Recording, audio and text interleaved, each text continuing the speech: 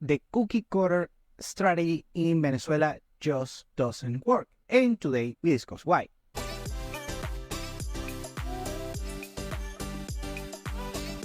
Welcome to Venezuela Insider, the only place in Venezuela for expats, digital nomads, entrepreneurs, investors, travelers, and related internationals. For more information, venezuelainsider.com. Something that I get a lot from my international clients and, of course, my followers here on the platform is that they want to implement cookie cutter strategies that might work in your home country and they want to apply it in Venezuela. And that's not the case. And also, I get a lot of inquiries and requirements, usually come from the less refined, say, clients, potential clients. Usually, most of them don't become my clients in the first place. Is that they think that I have or there is a particular cookie cutter strategy that you have to implement in Venezuela. And that's not the case. First, something that I have to explain. I'm not selling anything here on the platform, just my information and, of course, my professional services. But I'm not a salesman, so I don't have anything to sell. I don't sell training courses or anything like that. I thought on just putting something, maybe a course on different things, nuances about Venezuela. But I mean, it's not my main thing. I don't earn my living doing courses, training courses, because I know it's kind of a thing. It's very trendy right now regarding crypto or real estate or many other nuances. And that's not what I do. I can, in the future, maybe develop a course in order to just, get an additional product. And I'm not against it, but it's not my main goal. Also, I don't sell real estate. I know real estate people that I can refer to if you need some real estate services, but I'm not a realtor. I don't sell real estate. I don't have any stake in selling something. I just trying to be the most pragmatic as I can regarding the information that I give both my subscribers and also my clients. Now, this cookie cutter fallacy that some of you have regarding Venezuela, well, I have to explain that it doesn't exist. The only thing that will be successful in order to achieve your particular goals here on the country depends on your particular skill set, your particular know-how, and how you can arrange it and navigate it going with a learning curve in order to be implemented here in Venezuela. And that's what I do in order to help your particular skill set and attributes and values in order to be leverage as much as it can be done here in the country, depending on your particular situation.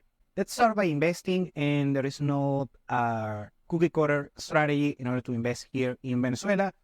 It's not like you're gonna buy some cheap ETF like you do, for instance, in the US, on Vanguard, on Fidelity, on or a 401k or something of that nature, of a broker, a Robinhood broker, something like that. No, it doesn't work like that. I mean, we have a securities market, of course, a trading market here, but it's irrelevant. It's has something going on over there in the Venezuelan stock market, but it's not my first priority if I'm in Venezuela. It could be something that plays a second fiddle. Venezuela, of course, a lot of things that have to be fixed, and we are on that particular process, still a long way to go. And that's where you have actually those opportunities. If you see a particular vacuum on the Venezuelan market that has been met on, let's say, your particular market, you might implement some of those strategies, skill set, know-how here in the country, combined with the Venezuelan nuances that most people don't know. And when you apply those is when you might have something special going on. Well, the second thing is regarding logistics. And many people want to do the same thing that they do elsewhere, usually on Western nations, and they want to travel using the typical services like finding cheap flights using these particular travel agency platforms that you can get the cheapest airfare that you can. And if you've been in Venezuela, you know that's not how it works. Also, you have using platforms like Airbnb, that actually we have Airbnb in Venezuela, but afterwards is not necessarily the best option depending on the particular location in Venezuela.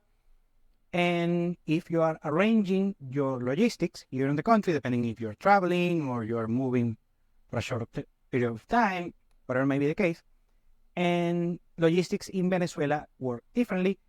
And this is something that if you try to navigate it, Googling your way, most likely you will be mistaken. You're going to lose money, you're going to lose time, and you're going to find some frictions on the whole process, especially when you are already here in the country. Number 3 is in real estate. Depending if you are buying, selling, you are renting, you are speculating, whatever may be the case. Usually what most people do, especially from the West, and especially Americans, is that, and I'm going to use the example of Americans, they have this particular platform in the US that is called Zillow. And they are not paying me for doing any advertising, just mention it, because this is the go-to place, especially for Americans, in order to get to know around the market, the real estate market, depending on local markets and so on. Basically, that's the go-to place. Well, in Venezuela, it doesn't work like that. We don't have a go-to listing page similar to Zillow that you're going to see the history, the background of the property. Basically, you can check the property, even if it's not in the market. A funny thing. And well, in Venezuela, it's not going to work like that at all. Trust me. Actually, this is a funny thing. Something that I try to do some entrepreneurship around is that I try to create my own website, my own listing on this particular industry. And I did all of the research regarding how to do the website and the listing. And that was the easy part, actually. When I started implementing this particular process, of course, I know that there were Venezuelan nuances regarding of how it's going to be impossible. I suddenly find out that something that happens here on the Venezuelan market, especially on the real estate market, is there is a lot of opacity and not transparency in the market. There is no data. It's not like, for instance, in the US, you have a bunch of data. One of the good things, like the Case-Shiller Index, we don't have something as the Case-Shiller Index. Please, if you're Googling for that, stop doing it because you're not going to find it.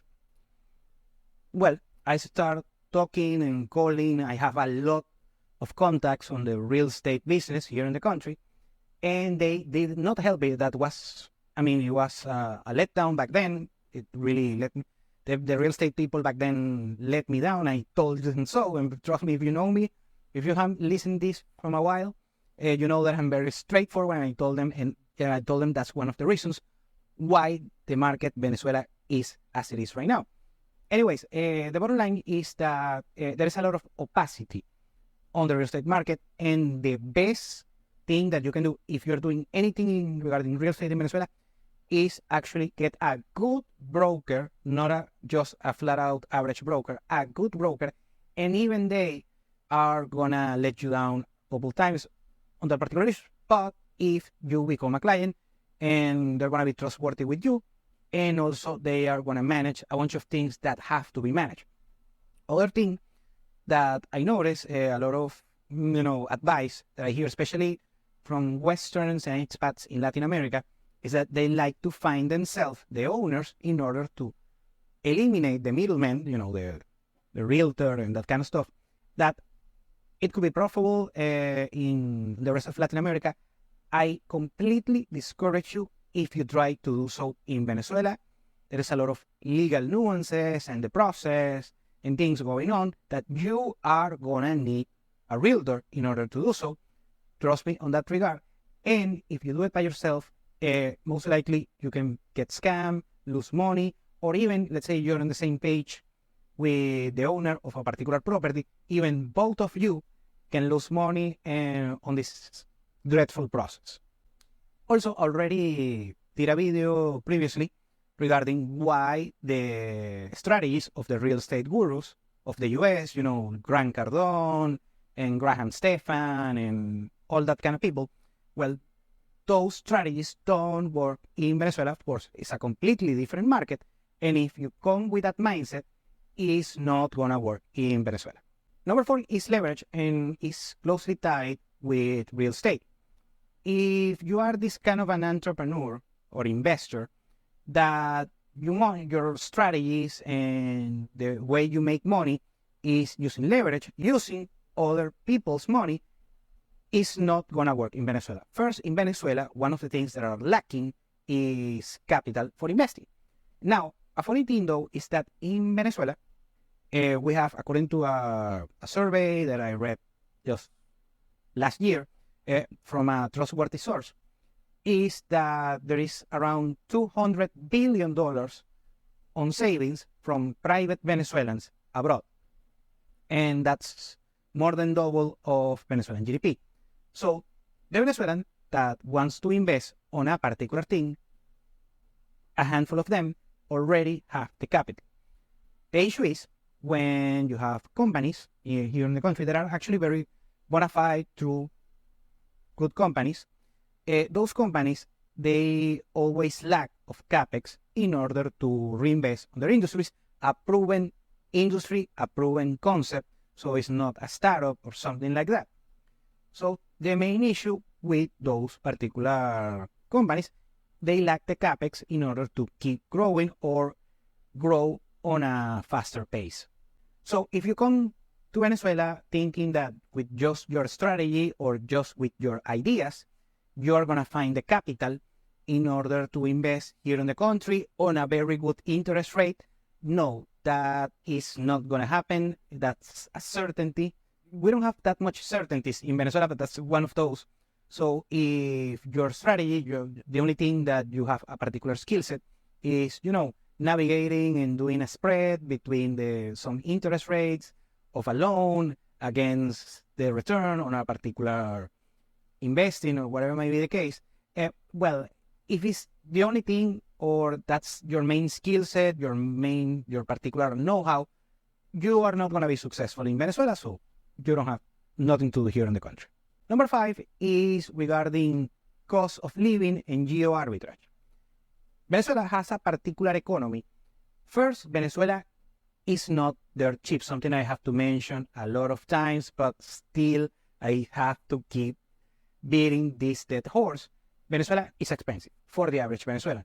Now, how expensive is Venezuela on the grand scheme of things? It's not expensive. I mean, it's manageable. It's not prohibitive expensive like many places like Dubai, Singapore, Vancouver, Oslo, places like that. Now, Venezuela has a thing that is already explained this in another piece of content. Venezuela is expensive for the poor, for the people who are broke, because the basic things, most of them are gonna be expensive, but there are also a lot of things that are cheap as well. So one thing is a trade-off here regarding your cost of living. But on the bottom line, if with a good particular financial strategy regarding cost of living, you can actually have a very good standard of living on a fraction of the cost of Western nations and even some Latin American capitals. But it's a very delicate balancing act that you most likely, if you are not been in the country, you are not going to be able to figure that out. So the bottom line is regarding the cost of living in Venezuela is that I already mentioned this in another piece of content, Venezuela is expensive for the poor, but is cheap for the rich. So it depends. I mean, it's a very sensitive curve regarding your cost of living on what you want to achieve here in the country, putting aside business and investing. So the bottom line is that if you are someone that doesn't have a particular financial stability and you are, let's say, you're making just a few $100s per month or a couple $1,000s per month, and your particular cost of living financial strategy is just living on the cheapest places in the world in order to get bang for your buck. And by the way, if that's your case, very good for you. But if saving is more important than actually investing, or increasing your particular income, Venezuela is not gonna be for you. I mean, you can save money on a handful of things here, but at the bottom line is that if your sole focus of Venezuela is just saving on your monthly cost of living, Venezuela is not gonna work for you. And lastly, I'm gonna talk about the intangibles. I'm talking the living here. Well, Venezuela is a cool place to live. I always say this, but depending on how you structure. And something that happens here in the country is that since making ends meet is very, very difficult for most Venezuelans, about around 80% of Venezuelans, that's one of the reasons why they struggle a lot here, and that's why we have a big diaspora all over the world.